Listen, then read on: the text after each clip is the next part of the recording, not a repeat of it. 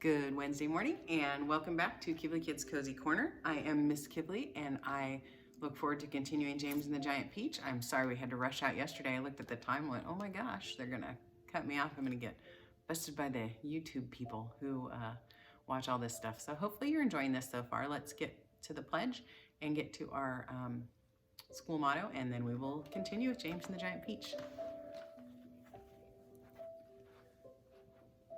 Ready, begin. I pledge allegiance to the flag of the United States of America and to the republic for which it stands, one nation, under God, indivisible, with liberty and justice for all. Thank you. Let's go over here.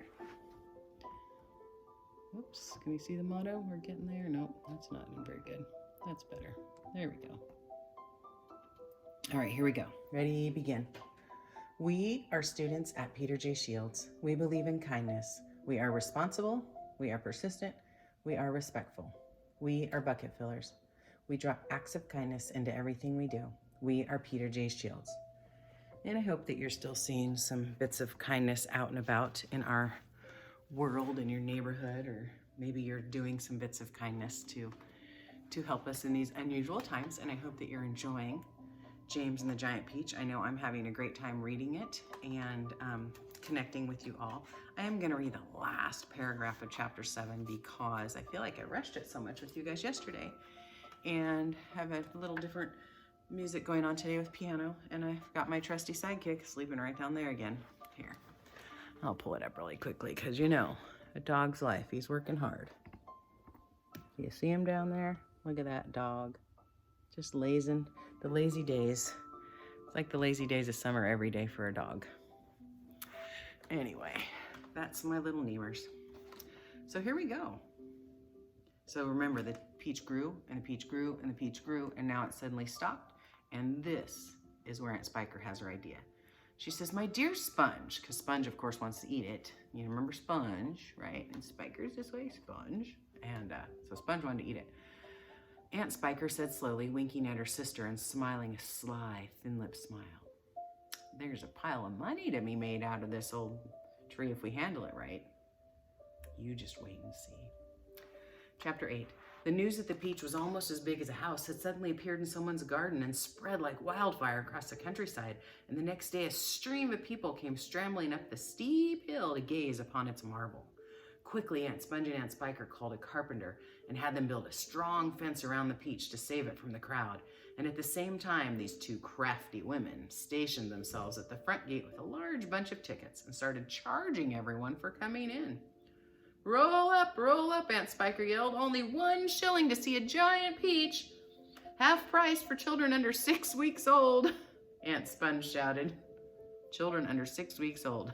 Not very great in the discount area, are they? 1 at a time, please. Don't push, don't push. You're all gonna get in. Hey, you, come back here. You haven't paid? By lunchtime, the whole place was seething with a mass of men and women and children, all pushing and shoving to get a glimpse of this miraculous fruit. Helicopters were landing like wasps all over the hill, and out of them poured swarms of newspaper reporters, cameramen, and men from television companies. It'll cost you double to bring in the camera, she said. All right, they would answer. We don't care. And the money came rolling into the pockets of the 2 greedy ants. But all the while, this excitement was going on inside. Poor James was forced to stay locked in his bedroom, peeping through the bars of his window at the crowds below. That disgusting little brute will just get in everyone's way if we let him wander about, Aunt Spiker had said early that morning. Please, he had begged. I haven't met any other children for years and years, and there are going to be lots of them down there for me to play with. And perhaps I could help you sell the tickets? Cut it out, Aunt Sponge snapped. Your Aunt Spiker and I are about to become millionaires, and the last thing we want is the likes of you messing things up and getting in the way. Later, when the evening of the first day came and the people had all gone home, the aunts unlocked James's store and ordered him outside to pick up all the trash, the banana skins, the orange peels, the bits of paper that the crowd had left behind. Could I please have something to eat first? He asked. I haven't had anything all day. No, they shouted, kicking him out the door. We're too busy to make food. We're counting all of our money. but it's dark, cried James. Get out, they yelled, and stay out until you've cleaned up all that mess. And the door slammed, and the key turned and locked it. So now James is outside. Poor little James. Chapter 9. Hungry and trembling, James stood alone out in the open, wondering what to do. The night was all around him now, and high overhead, the wild moon was riding in the sky. There was not a sound, not a movement anywhere. Most people, especially small children, are often quite scared of being out of doors alone with the moonlight. Everything is so deadly quiet, and the shadows are so long and black. And they keep turning into strange shapes that seem to move as you look at them.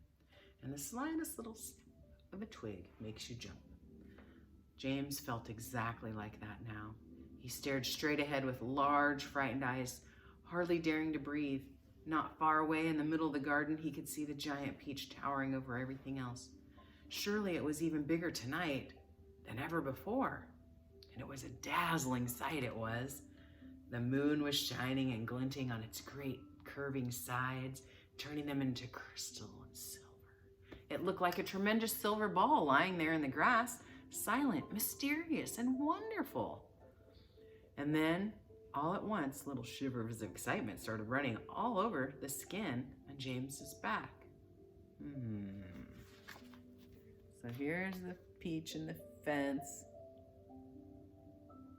So, let's see. Something else, he told himself. Something stranger than ever this time is about to happen to me again soon. He was sure of it. He could feel it coming. He looked around, wondering what on earth it was going to be. The garden lay so soft and silver in the moonlight. The grass was wet with dew, and a million dewdrops were sparkling and twinkling like diamonds around his feet. And now suddenly, the whole place, the whole garden seemed to be alive with magic. And almost without knowing what he was doing, as though drawn by some powerful magnet, just suck him in. Okay. Oh, I lost there it is. James Henry Trotter started walking slowly. He climbed over the fence that surrounded it and stood directly beneath it, staring up at its great bulging sides. He put out a hand and touched it gently with the tip of just one little finger. It felt soft and warm, slightly furry, like the skin of a baby mouse. He moved a step closer and rubbed his cheek against the soft skin. And then suddenly, while he was doing this, he happened to notice, right beside him and below him, close to the ground, there was a hole in the side of the peach. Chapter 10. It was quite a large hole, the sort of thing an animal about the size of a fox might have made. James knelt down in front of it, poked his head and shoulders inside, and crawled in. He kept crawling. Oh, this isn't just a hole, he thought excitedly. It's a tunnel. The tunnel was damp and murky, and all around him there were curious, bittersweet smell of peach. The floor was soggy under his knees, and the walls were wet and sticky, and peach juice was dripping from the ceiling. Can you just picture that? Going through a tunnel, but instead of it being a dark and icky, it's like smells sweet like a peach, and the juice is just dripping from the ceilings. A little squishy on your knees, though. That'd be kind of weird. James opened his mouth and caught some of it on his tongue, and it tasted delicious. He was crawling uphill now, as though the tunnel were leading straight toward the very center of the gigantic fruit.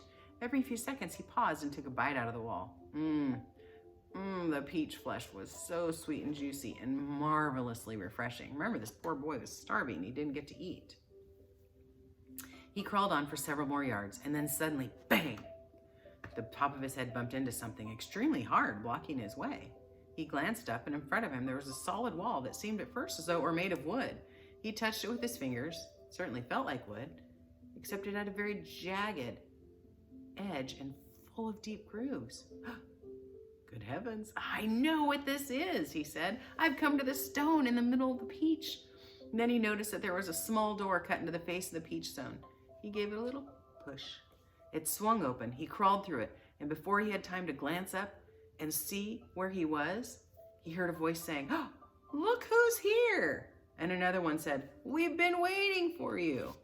James stopped and stared at the speakers. His face was white with horror. He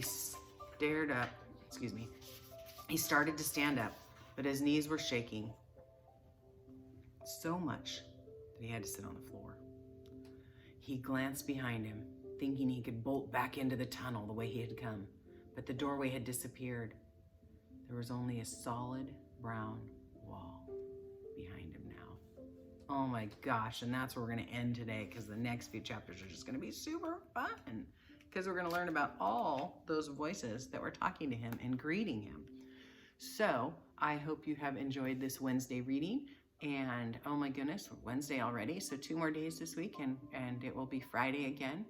I have enjoyed doing this, and I hope you continue to enjoy this. And I can't wait to see you tomorrow. Thanks again for tuning in to Kibli Kids Cozy Corner. And remember to be kind and be safe.